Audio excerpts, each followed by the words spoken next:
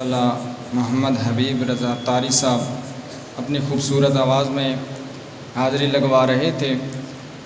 اب بیانات کا سلسلہ اختتام پر ہوا اور حصول برکت کے لیے میں دعوت دے رہا ہوں الحافظ سخی حضرت پیر محمد معروف سلیمان شاہ صاحب، جو کہ آئیں اور اپنے خوبصورت آواز، اپنے خوبصورت الفاظ سے ہمارے دلوں کو منور کریں۔ نعرہ تکبیر، نعرہ تکبیر، نعرہ رسالت، نعرہ رسالت، نعرہ حیدری۔ السلام علیکم ورحمۃ اللہ وبرکاتہ۔ بسم اللہ الرحمن الرحیم۔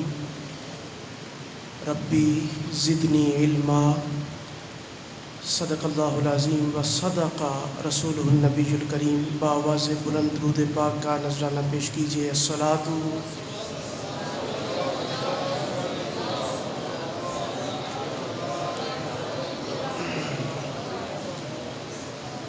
الحمدللہ۔ علماء کرام کی کثیر تعداد موجود ہے اور تقسیم اسناد کی یہ تقریب ہے۔ میں صرف 1 سے 2 منٹ کے لیے بس اپنی حاضری پیش کروں گا۔ یقیناً یہاں پہ صبح و شام چھوٹے چھوٹے بچے قرآن پاک کی تعلیم حاصل کرنے کے لیے، قرآن پاک کا سبق پڑھنے کے لیے آتے ہیں۔ یہ عام بچے نہیں ہیں۔ صوفیاء ارشاد فرمایا کرتے ہیں کہ یہ جنت کی چڑیاں ہیں۔ وہ کسی زمانے میں ایک اسی طرح کی مسجد تھی، ایک مدرسہ تھا، تو وہاں پہ طالب علم حاصل کیا کرتے تھے۔ تو ایک شخص نے اپنی زندگی کی ساری خدمات ان بچوں کے لیے وقف کی ہوئی تھی۔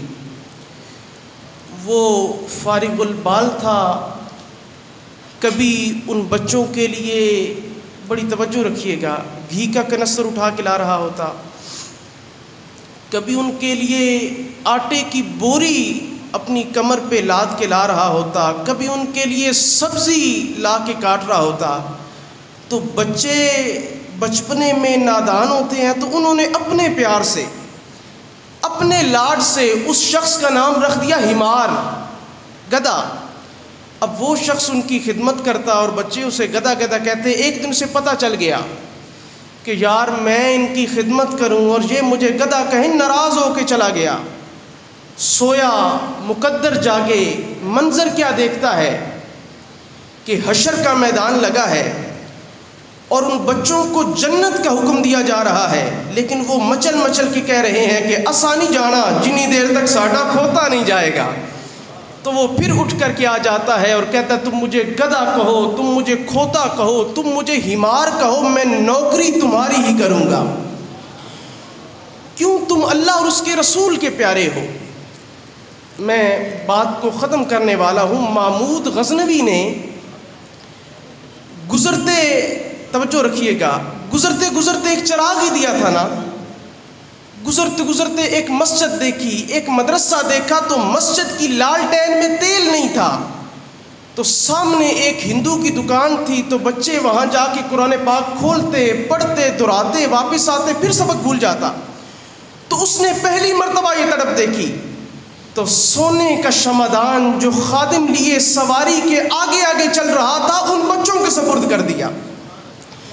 طلباء کی خدمت کتنی بڑی سعادت ہے۔ من اہان عالما او متعلما بقلم منکسر او بقرطاس فکأن بنى الکعبۃ 70 مرہ۔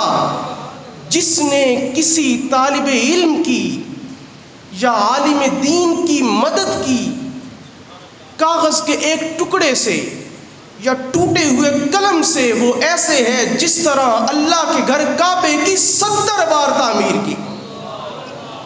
تو اس نے شمعدان پیش کر دیا۔ آخری بات کرنے لگا ہوں۔ محمود غزنوی کی زندگی میں 3 وہم تھے جو اسے ہر وقت تنگ کرتے تھے۔ پہلا وہم یہ تھا کہ میرا باپ سلطان سبکتگین ہے، یہ وہم اسے تنگ کرتا۔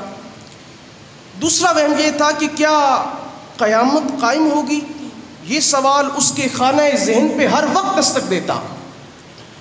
اور تیسرا سوال یہ تھا کہ یہ ٹوٹی پوٹی چٹائیوں پہ بیٹھ کے پڑھنے پڑھانے والے مولوی یہ نبیوں کے وارث کیسے ہو سکتے ہیں؟ العلماء ورثۃ الانبیاء، یہ وارث کیسے ہو سکتے ہیں؟ تو آج بادشاہ طلباء کی خدمت کر کے سویا، مقدر جاگے میرے آقا کریم کا دیدار نصیب ہو گیا. خواب میری وچ آیا ماہی تے میں گل وچ پا لیاں باواں تے ڈردی ماری اکھ بھی نہ کھولاں کتے پھر وچھڑ نہ جاواں. حضور آ گئے اور آگے فرمانے لگے محمود تو نے آج میرے ایک وارث کی قدر کی، کل قیامت کے دن تیری شفاعت کروں گا. تو طلباء کی خدمت کتنی بڑی سعادت ہے. میں معاونین کے ساتھ ساتھ تمام اساتذہ کرام کو اور اس ادارے کو مبارکباد پیش کروں گا کہ جن کے توسل سے، جن کی محنتوں سے اس مسجد کا، اس ادارے کا نظام چل رہا ہے. اللہ آپ سب کی کاوشوں کو، محنتوں کو اپنی بارگاہ میں قبول فرمائے. وما علینا